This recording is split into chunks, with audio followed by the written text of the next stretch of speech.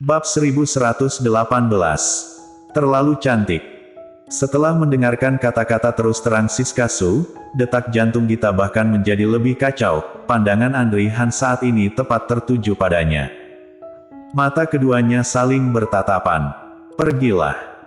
Siska Su mendorongnya dari belakang, memberinya isyarat untuk maju. Langkah Gita terpaku di tempat, tidak berani melangkah. Dia melirik Siska Su dengan ragu. Tatapan matanya sangat dalam. Apa yang kamu lakukan? Cheo Han menunggumu di depan. Jika kamu semakin lama, mungkin dia akan masuk sendiri. Maka malam ini sia-sia saja kamu datang. Jika datang dengan sia-sia, maka kesempatan itu juga akan hilang. Setelah dikatakan seperti itu, Gita baru menyadari karena dia telah berjanji akan menjadi pendamping wanita Andri Han untuk datang ke perjamuan, dia sekarang harus mengambil langkah dengan berani. Dia tidak ingin pergi, harus melangkah maju. Terima kasih. Gita menarik napas dalam-dalam, memberi semangat untuk dirinya sendiri, dan berjalan menuju arah Andri Han. Andri Han tinggi, tampan, dengan aura yang tenang, berdiri seolah-olah dikelilingi oleh lingkaran cahaya, orang-orang tidak bisa menahan untuk tidak menatapnya.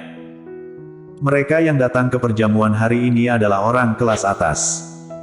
Di antara mereka, ada orang tua yang ingin membawa putri mereka untuk melihat dunia. Mereka mengambil kesempatan untuk bertemu dengan beberapa orang besar, secara garis besar mencarikan jodoh. Jika mereka memiliki seorang putri dalam keluarga, dia secara alami mengarahkan pandangannya pada Andri Han. Sebelum memasuki tempat acara, banyak gadis yang memandang Andri Han, kemudian beberapa orang tua menghela nafas. Jangan dilihat, pria itu mati rasa. Orang tua di sebelahnya mendengarnya dan menggemakannya. Iya, aku mendengar berapa banyak wanita yang dia tolak, dan dia tidak pernah membawa wanita ke perjamuan, kecuali sekretarisnya, tapi aku mendengar bahwa sekretaris telah menikah selama bertahun-tahun dan bahkan sudah memiliki anak. Mungkinkah dia tidak menyukai wanita? Malah menyukai pria? Itu tidak mungkin. Tidak ada banyak pria di sekitarnya. Yang mengerikan adalah pria ini memiliki rutinitas yang sangat disiplin mau di dalam pekerjaan, ataupun waktu luang. Aku mendengar bahwa Cheo Huang secara khusus mengundangnya. Cheo Huang memanggil banyak wanita cantik, untuk menarik perhatiannya. Dia bahkan tidak melihatnya sama sekali. Sepertinya tidak ada harapan. Beberapa orang mulai menyesal, menarik lengan ayah mereka. Ayah, menurutku sepertinya dia tidak menemukan orang yang membuat hatinya tergerak, makanya dia bisa jadi seperti ini. Jika orang memiliki orientasi seksual yang normal, maka pasti hanya ini alasannya. Dia tidak menanggapi, menunjukkan bahwa apa yang dia temui sebelumnya tidak bisa membuatnya tertarik. Bagaimana kalau kita mencoba? Mari kita coba. Ayah yang ditarik lengan bajunya mendengar apa yang dikatakan putrinya, selalu merasa bahwa dia terlalu bodoh, tetapi putrinya mungkin terlalu dimanjakan olehnya, jadi putrinya bisa mengatakan omong kosong seperti itu.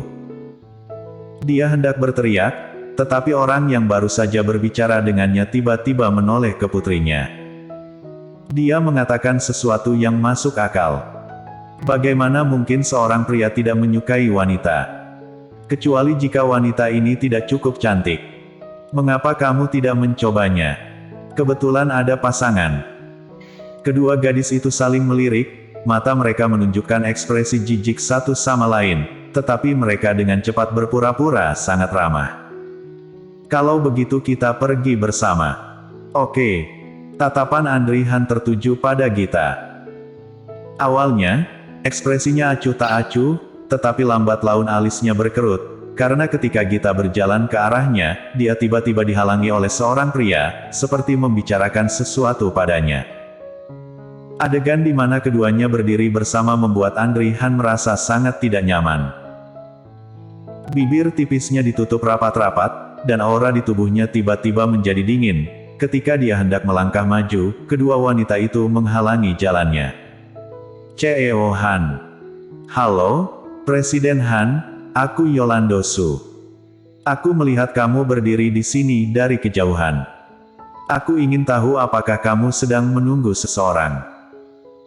Yang lain melihat Yolanda Su berbicara, tidak ketinggalan, dia berjalan beberapa langkah ke depan untuk mendekati Andri Han, dan berkata sambil tersenyum, "Ceo Han, apakah kamu sedang menunggu seseorang? Apakah kamu membutuhkanku untuk membantumu?" Melihat dua wanita yang menghentikannya tiba-tiba, Andri Han mengerutkan kening dan menatap mereka dengan tidak senang. Ada masalah. Keduanya tertegun sejenak, mereka tidak menyangka dia begitu kejam, jadi mereka tidak bisa menjawab untuk sementara waktu. Jika tidak apa-apa, maka menyingkirlah. Meskipun Andri Han biasanya memperlakukan orang lain dengan sopan, situasinya berbeda sekarang. Dia benar-benar tidak sabar menghadapi dua wanita membosankan ini. Ekspresi Yolanda Su sedikit berubah, mungkin karena aura Andri Han, jadi dia hanya bisa mundur dua langkah dengan takut-takut dan tidak berbicara lagi. Yolanda Su ingin menggayat seorang pria, tetapi dia bahkan tidak memiliki kesabaran, jadi dia mengobrol dan berjalan pergi dan kemudian mundur. Sama seperti dia malu untuk keluar. Ada seorang wanita, yang bernama Sanya Yu, melihat Yolanda Su seperti itu, dia tidak bisa menahan tawa sama sekali. Sanya Yu tidak melakukan apa-apa, dan dia berjalan ke depan dan meraih bahu Andri Han. "Aiya, Ceo Han, aku pikir kamu di sini sendirian. Aku juga datang sendiri hari ini. Aku tidak tahu apakah kamu ingin pasangan priaku malam ini." Ekspresi Yolanda Su berubah drastis ketika dia melihat ini, dan dia di dalam hati diam-diam berkata gawat. Dia terpana olehnya, tetapi dia segera tenang karena wajah Andri Han berubah. "Lepaskan." Andri Han menahan diri.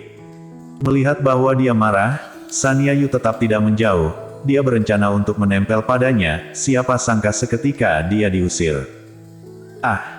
Sebuah suara wanita berseru. Yolanda Su memperhatikan Sanya Yu, yang tersenyum puas padanya sedetik sebelumnya, membuangnya jatuh ke lantai dengan cara yang memalukan. Semua orang di dekat tempat kejadian terkejut. Namun, setelah perubahan seperti itu, beberapa orang sangat bingung karena mereka tidak tahu apa yang terjadi. Jelas, Yolanda Su adalah orang pertama yang ingin menempel, untungnya dia mundur.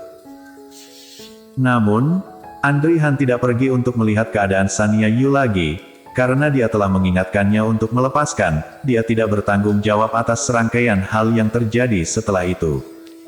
Di sisi lainnya, Gita juga tidak menyangka dia akan dihentikan.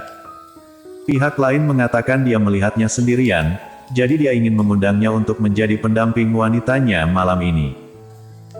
Gita juga dengan sopan mengatakan di awal bahwa seseorang sedang menunggunya. Tetapi setelah pria itu bertanya, Gita ragu lagi, dan pria itu tidak percaya. "Sebenarnya tidak ada yang menunggumu kan? Kamu tidak perlu takut padaku. Aku bukan orang jahat.